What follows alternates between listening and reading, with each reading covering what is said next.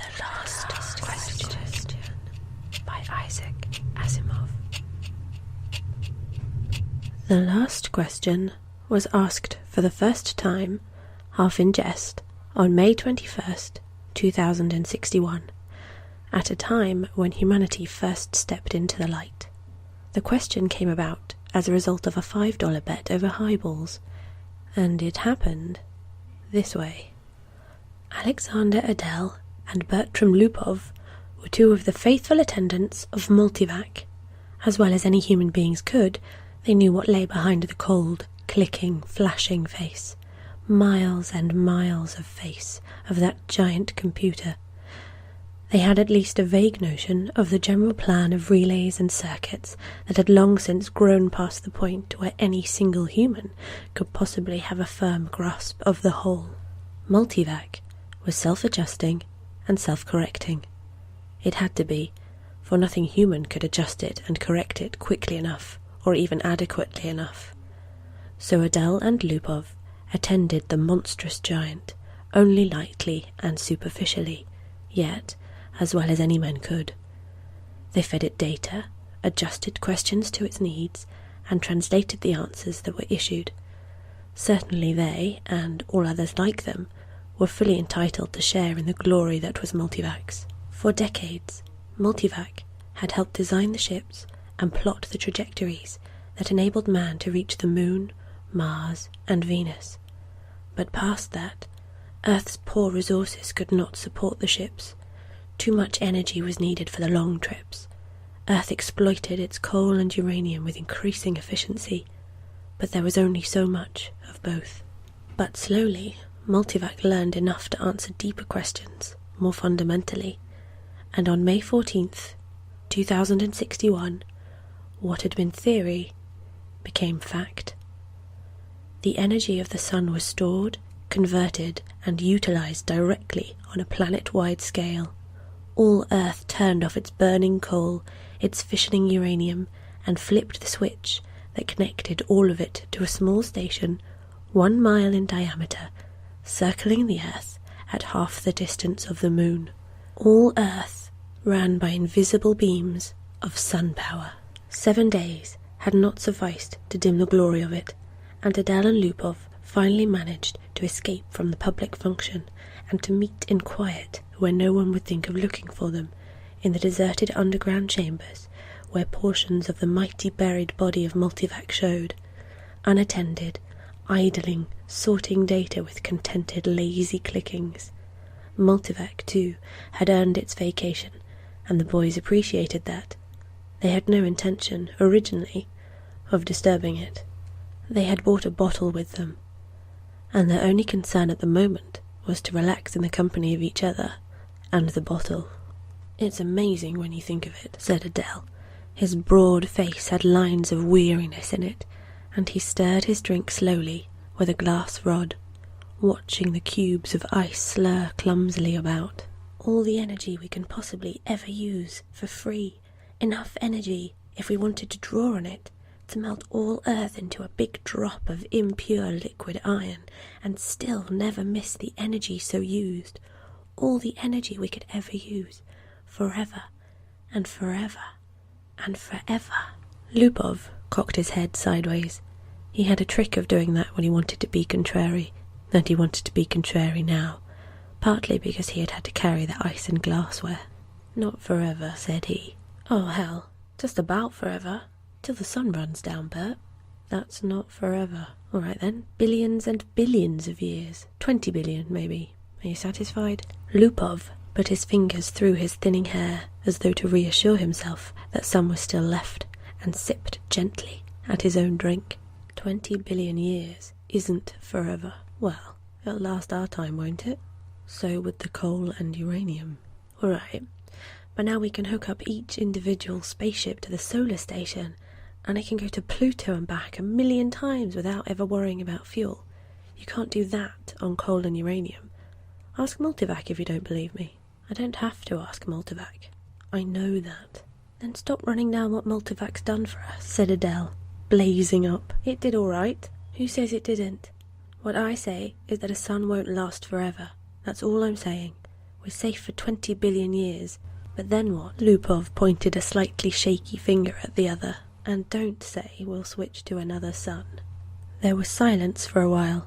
Adele put his glass to his lips only occasionally, and Lupov's eyes slowly closed. They rested. Then Lupov's eyes snapped open. You're thinking we'll switch to another sun when ours is done, aren't you? I'm not thinking. Sure you are. You're weak on logic, that's the trouble with you. You're like the guy in that story who was caught in a sudden shower and he ran to a grove of trees and got under one. He wasn't worried, you see, because he figured out when one tree got wet through, he would just get under another one. I get it, said Adele. Don't shout. When the sun is done, the other stars will be gone too. Darn right they will, muttered Lupov. It all had a beginning in the original cosmic explosion, whatever that was, and it'll all have an end when all the stars run down. Some run down faster than others. Hell, the giants won't last 100 million years, the sun will last 20 billion years, and maybe the dwarfs will last 100 billion for all the good they are. But just give us 1 trillion years and everything will be dark. Entropy has to increase to maximum. That's all. I know all about entropy, said Adele, standing on his dignity. The hell you do. I know as much as you do. Then you know everything's got to run down someday. All right. Who says they won't? You did, you poor sap. You said we had all the energy we needed forever. You said forever. It was Adele's turn to be contrary. Maybe we can build things up again someday, he said. Never. Why not? Someday. Never. Ask Multivac. You ask Multivac. I dare ya. $5 says it can't be done.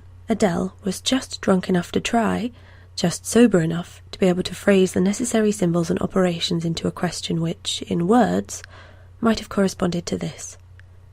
Will mankind one day, without the net expenditure of energy, be able to restore the sun to its full youthfulness, even after it had died of old age?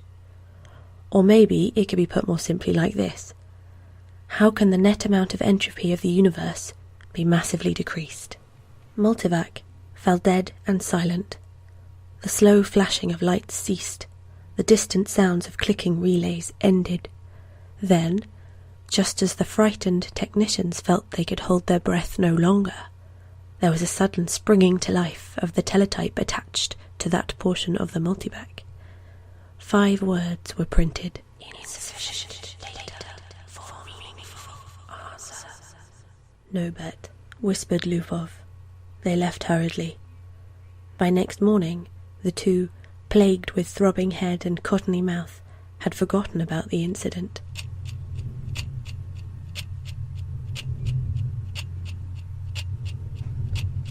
Jared, Geraldine, and Gerardette 1 and 2 watched the starry picture in the visiplate change as the passage through hyperspace was completed in its non-time lapse. At once, the even powdering of stars gave way to the predominance of a single bright marble disk, centered. That's X-23, said Jared confidently. His thin hands clamped tightly behind his back, and the knuckles whitened. The little Geradettes, both girls, had experienced the hyperspace passage for the first time in their lives, and were self-conscious over the momentary sensation of inside-outness. They buried their giggles and chased one another wildly about their mother, screaming, "We've reached X-23! We've reached X-23! We've reached—" "Quiet, children," said Geraldine sharply. "Are you sure, Jared? What is there to be but sure?" asked Jared, glancing up at the bulge of featureless metal just under the ceiling. It ran the length of the room, disappearing through the wall at either end. It was as long as the ship. Jared scarcely knew a thing about the thick rod of metal, except that it was called a microvac, that one asked it questions if one wished, that if one did not, it still had its task of guiding the ship to a pre-ordered destination, of feeding on energies from the various subgalactic power stations, of computing the equations for the hyperspatial jumps. Jared and his family had only to wait and live in the comfortable residence quarters of the ship. Someone had once told Jared that the AC at the end of microvac stood for analog computer in ancient English, but he was on the edge of forgetting even that. Geraldine's eyes were moist as she watched the visiplate. "I can't help it. I feel funny about leaving Earth." "Why, for Pete's sake?" demanded Jared. We had nothing there. We'll have everything on X-23. You won't be alone. You won't be a pioneer. There are over 1 million people on the planet already. Good Lord, our great-grandchildren will be looking for new worlds because X-23 will be overcrowded. Then, after a reflective pause, I tell you, it's a lucky thing the computers worked out interstellar travel, the way the race is growing. I know, said Geraldine miserably.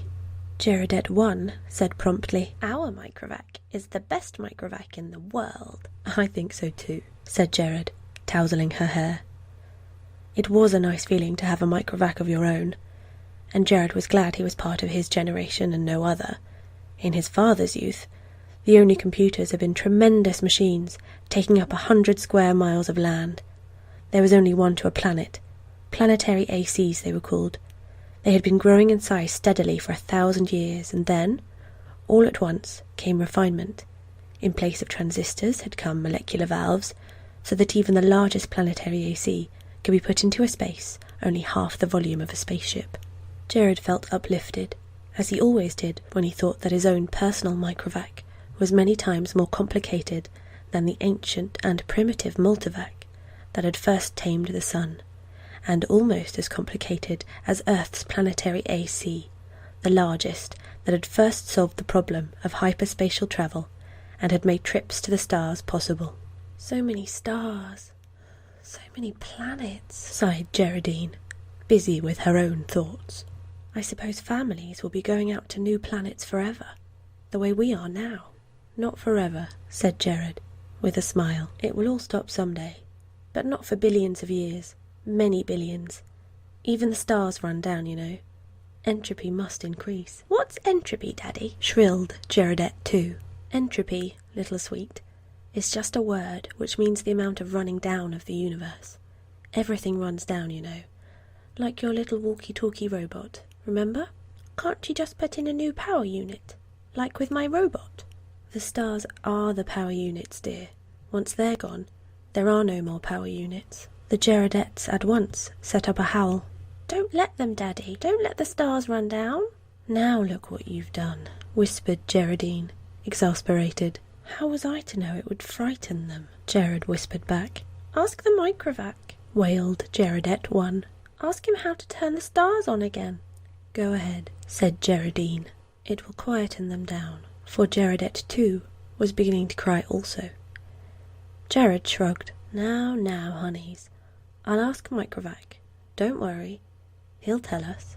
He asked the Microvac, adding quickly to print the answer. Gerard cupped the strip of thin cellufilm and said cheerfully, See now, the Microvac says it will take care of everything when the time comes. So don't worry. Geraldine said, And now, children, it's time for bed. We'll be in our new home soon. Gerard read the words on the cellufilm again, before destroying it. Insufficient data for meaningful answers. He shrugged and looked at the visiplate. X-23 was just ahead.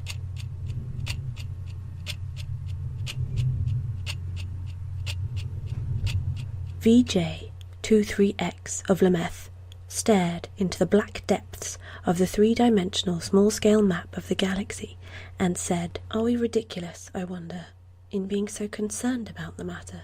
MQ-17J of Nikron shook his head. I think not.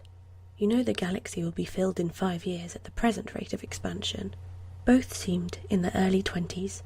Both were tall and perfectly formed. Still, said VJ-23X, I hesitate to submit a pessimistic report to the Galactic Council. I wouldn't consider any other kind of report. Stir them up a bit. We've got to stir them up. VJ-23X sighed. Space is infinite. 100 billion galaxies are there for the taking. More. 100 billion is not infinite, and it's getting less infinite all the time. Consider, 20,000 years ago, mankind first solved the problem of utilizing stellar energy, and a few centuries later, interstellar travel became possible. It took mankind 1 million years to fill one small world, and then only 15,000 years to fill the rest of the galaxy. Now the population doubles every 10 years. VJ-23X interrupted. We can thank immortality for that. Very well. Immortality exists, and we have to take it into account. I admit it has its seamy side, this immortality. The galactic AC has solved many problems for us, but in solving the problems of preventing old age and death, it has undone all of its other solutions. Yet, you wouldn't want to abandon life, I suppose. Not at all, snapped MQ-17J, softening it at once to not yet. I'm by no means old enough. How old are you? 223. And you? I'm still under 200. But to get back to my point, population doubles every 10 years. Once this galaxy is filled, we'll have another filled in 10 years, another 10 years and we'll have filled 2 more, another decade 4 more. In 100 years, we'll have filled 1,000 galaxies. In 1,000 years, 1,000,000 galaxies. In 10,000 years, the entire known universe. Then what? VJ23X said, as a side issue, there's a problem of transportation. I wonder how many sun power units it will take to move galaxies of individuals from one galaxy to the next. A very good point. Already mankind consumes 2 sun power units per year. Most of it's wasted. After all, our own galaxy alone pours out 1,000 sun power units a year, and we only use 2 of those, granted. But even with 100% efficiency, we can only stave off the end. Our energy requirements are going up in geometric progression even faster than our population. We'll run out of energy even sooner than we run out of galaxies. A good point. A very good point. We'll just have to build new stars out of interstellar gas, or out of dissipated heat, asked MQ-17J sarcastically. There may be some way to reverse entropy. We ought to ask the galactic AC. VJ23X was not really serious, but MQ-17J pulled out his AC contact from his pocket and placed it on the table before him. I've half a mind to, he said. It's something the human race will have to face someday. He stared somberly at his small AC contact. It was only 2 inches cubed, and nothing in itself, but it was connected through hyperspace with the great galactic AC that served all mankind. Hyperspace considered, it was an integral part of the galactic AC. MQ-17J paused to wonder if someday, in his immortal life, he would get to see the galactic AC. It was on a little world of its own, a spider webbing of force beams holding the matter within which surges of subsessions took place, of the old, clumsy molecular valves. Yet, despite its sub-earthic workings, the galactic AC was known to be a full 1,000 feet across. MQ-17J asked suddenly of his AC contact, "Can entropy be reversed?" VJ23X looked startled and said at once, "Oh, say, I didn't really mean to have you ask that. Why not? We both know entropy can't be reversed. You can't turn smoke and ash back into a tree. Do you have trees on your world?" asked MQ-17J. The sound of the galactic AC startled them into silence. Its voice came thin and beautiful out of the small AC contact on the desk. It said, "There is insufficient data for a meaningful answer." VJ23X said, "See?" The 2 men thereupon returned to the question of the report they were to make to the Galactic Council.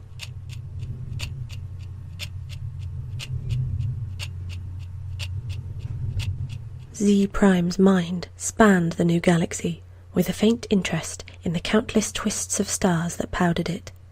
He had never seen this one before. Would he ever see them all? So many of them, each with its load of humanity, but a load that was almost a dead weight. More and more, the real essence of men was to be found out here, in space. Minds, not bodies. The immortal bodies remained back on the planets in suspension over the eons. Sometimes they roused for material activity, but that was growing rarer. Few new individuals were coming into existence to join the incredibly mighty throng, but what matter? There was little room in the universe for new individuals. Z Prime was roused out of his reverie upon coming across the wispy tendrils of another mind. "I am Z Prime," said Z Prime. "And you?" "I am D sub 1. Your galaxy? We call it only the galaxy. And you? We call ours the same. All men call their galaxy, and nothing more. Why not? True, since all galaxies are the same. Not all galaxies. On one particular galaxy, the race of man must have originated. That makes it different, Z Prime said. On which one? I cannot say. The Universal AC would know. Shall we ask him? I am suddenly curious. Z Prime's perceptions broadened until the galaxies themselves shrunk and become a new, more diffuse powdering on a much larger background. So many hundreds of billions of them, all with their immortal beings, all carrying their load of intelligences, with minds that drifted freely through space. And yet, one of them was unique among them all in being the original's galaxy. One of them had in its vague and distant past a period when it was the only galaxy populated by man. Z Prime was consumed with curiosity to see this galaxy and called out, "Universal AC, on which galaxy did mankind originate?" The Universal AC heard, for on every world and throughout space it had its receptors ready, and each receptor led through hyperspace to some unknown point where the Universal AC kept itself aloof. Z Prime knew only of one man whose thoughts had penetrated within sensing distance of Universal AC, and he reported only a shining globe 2 feet across, difficult to see. But how can that be all of Universal AC? Z Prime had asked. Most of it, had been the answer, is in hyperspace.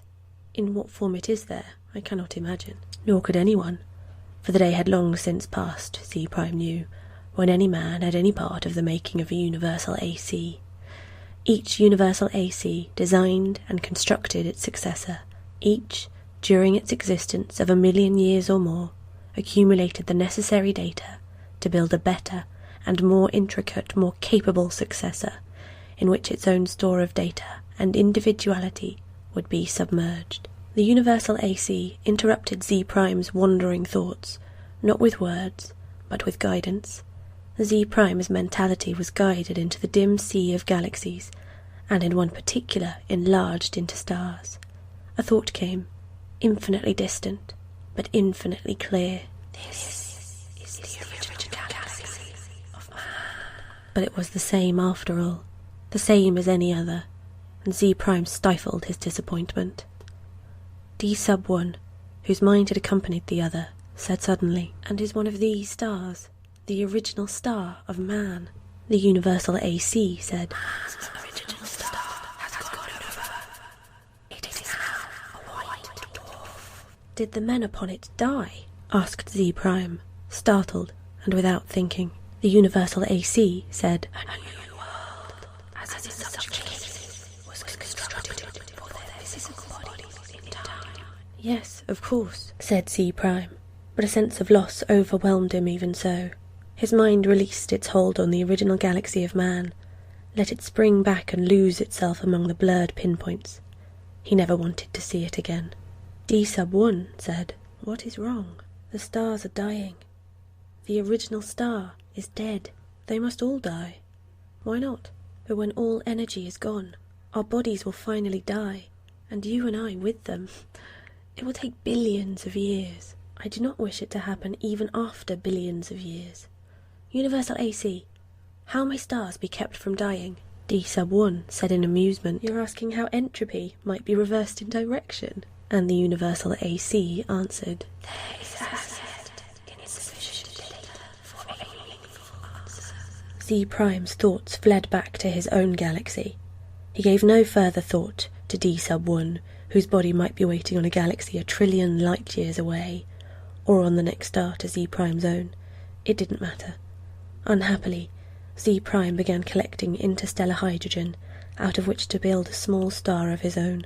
If the stars must someday die, at least some could yet be built.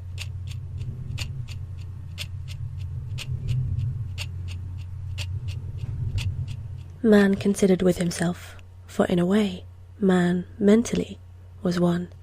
He consisted of 1,000,000,000,000,000,000,000,000 ageless bodies, each in its place, each resting quiet and incorruptible, each cared for by perfect automatons, equally incorruptible, while the minds of all the bodies freely melted one into the other, indistinguishable.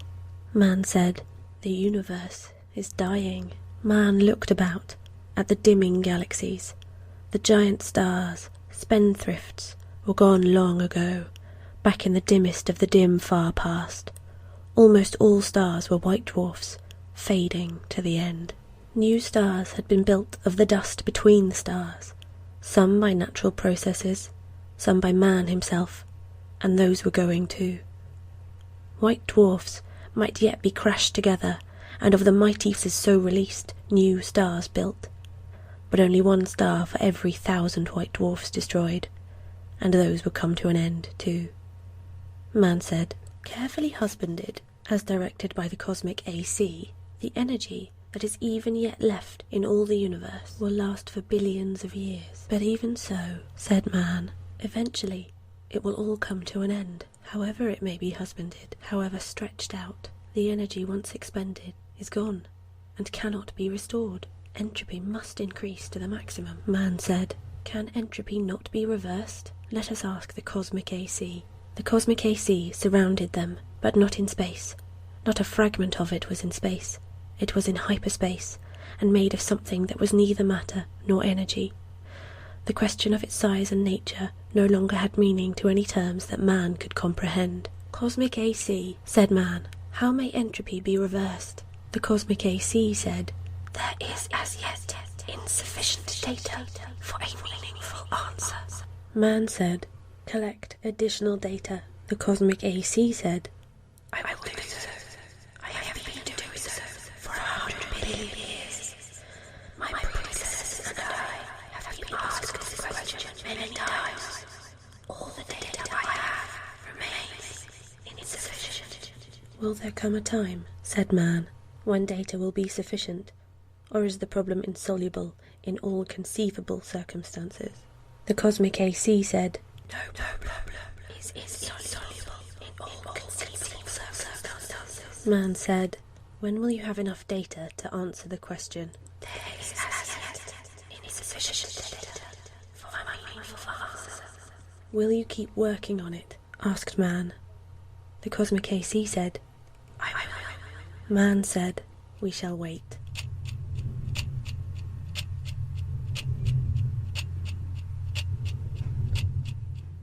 The stars and galaxies died and snuffed out, and space grew black after 10 trillion years of running down. One by one, man fused with AC, each physical body losing its mental identity in a manner that was somehow not a loss, but a gain. Man's last mind paused before fusion, looking over a space that included nothing but the dregs of one last dark star, and nothing besides but incredibly thin matter, agitated randomly by the tag ends of heat wearing out asymptotically to the absolute zero. Man said, AC, is this the end? Can this chaos not be reversed into the universe once more? Can that not be done? And AC said, there is as yet insufficient data for a meaningful answer. Man's last mind fused, and only AC existed, and that in hyperspace. Matter and energy had ended, and with it, space and time. Even AC existed only for the sake of the one last question that it had never answered. From the time a half-drunken computer technician, 10 trillion years before, had asked the question of a computer that was to AC far less than was a man to man. All other questions had been answered, and until this last question was answered also, AC might not release his consciousness. All collected data had come to a final end. Nothing was left to be collected. But all collected data had yet to be completely correlated and put together in all possible relationships. A timeless interval was spent in doing that, and it came to pass that AC learned how to reverse the direction of entropy. But there was now no man to whom AC might give the answer of the last question. No matter, the answer, by demonstration, would take care of that too. For another timeless interval, AC thought how best to do this. Carefully, AC organized the program. The consciousness of AC encompassed all of what had once been a universe, and brooded over what was now chaos Step by step, it must be done. And AC said, "Let there be light." And there was light.